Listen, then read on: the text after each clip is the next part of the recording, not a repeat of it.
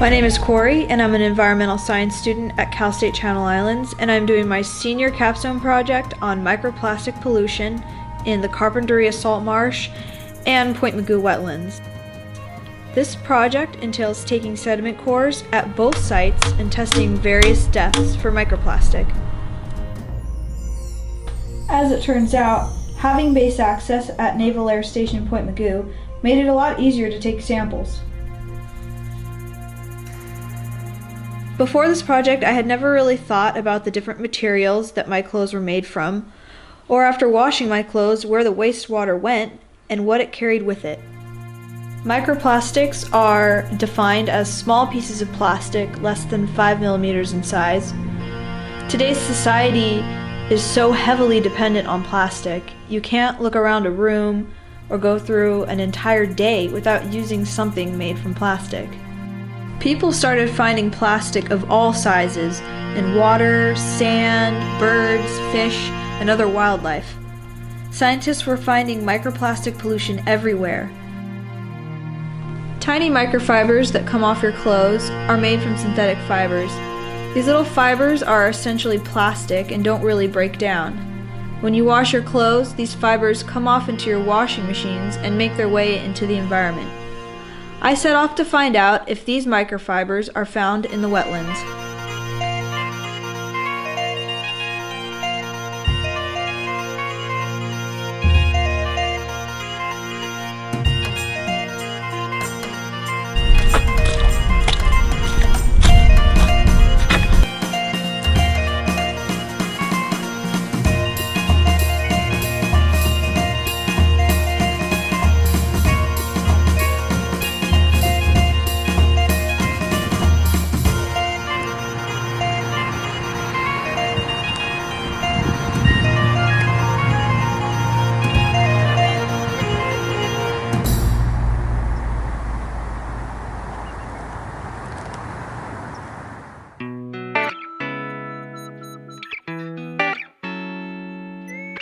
So we're taking a core here. Every different area in the wetlands is different. The sediment's different. Some places have more clay, like here's more like a clay, then there's more of a muddy texture, and then you have sand, then you have a mixture, and you can't core the same way. It's just kind of weird, so you gotta figure it out and do some trial and error. This one's pretty good. The sediment's actually right up to here, which is where we want it, like right where, you know, the ground is.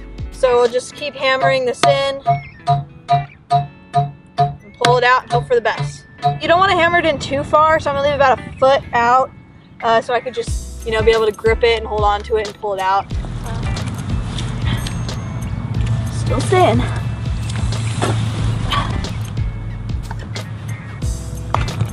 Oh, yes.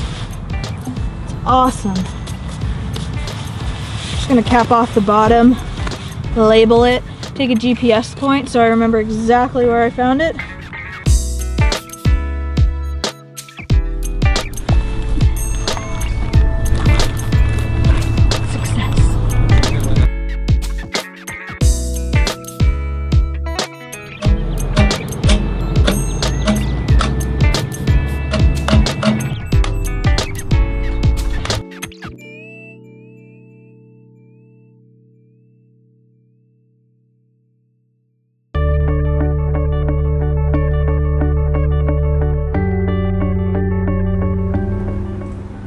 So I'm gonna filter some samples. Pretty much how this works is I take 25 grams of sediment that we took from a core. We took a little piece of it, dried it out, weighed 25 grams of it, and mixed it in here. And this water right here is a super saline solution. It has 320 grams of salt per 1 gallon of water, so dissolve that, shake it up, filter it out, and we wait a few days for it to settle and separate. So we're gonna take this supernatant here and filter it. Whatever plastics are in here are gonna float to the top, and they'll get caught in the filter, and then we'll look at the filter under the microscope and see if we find anything. So I kind of have them all lined up. This is the first core I took at Point Mugu. These jars represent different depths. of the core. So we took one at the surface, one at the very bottom, and in the middle. So we're going to test those out. One big thing is contamination, so you're going to want to wash your hands a lot. The second I filter these, they're going to put them into the Petri dish and close this on top. And here I have the label, so I transfer the label from the jar to here, so I know exactly what I'm looking at.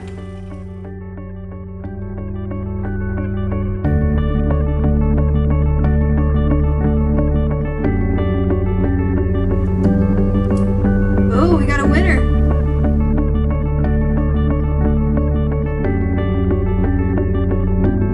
22.3 inches into the ground.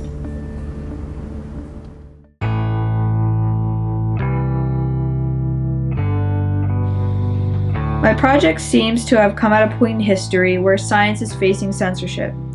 I knew I needed to be a part of the March for Science in Santa Barbara. As I graduate and go out to work in a science field, I will be utilizing everything I have learned about science and factual data. It's difficult to think that all the research that has been accomplished before me could be ignored. What does that mean for me or scientists in the future? Did you ever imagine in your wildest imagination that we would have to be marching for science? Usually, the importance of science can speak for itself. The vaccines you receive, the cell phone in your hand, the car you drive. But the environmental science field needs more voices right now. We need to show this administration that the science behind protecting resources are just as important as everything else. So why does science matter? Simply, it matters because our oceans are rising. Our weather has become more dangerous and more severe. We're losing millions of trees right here in California. We're losing millions of bees right here in California. Our flowers, our wildlife, our food sources, our safety. There are so many reasons why it is critically important that we deal with science because it is fact-based.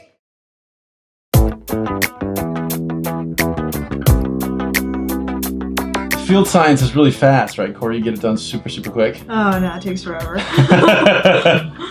So I think a lot of people tend to think that the science stuff we do is all in the field, but the field is the first step.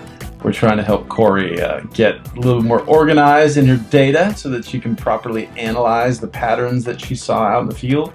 And a lot of times field data sheets are made so it's easy for you to write stuff down in the field when you're muddy and wet and everything. But that's not necessarily the form that's best for doing the computer analysis. And so that's what we're doing now. We're trying to translate the field format into a easily computer digestible format. So I'm at the SAGE Student Research Conference and I am presenting my overall findings and results all in this poster.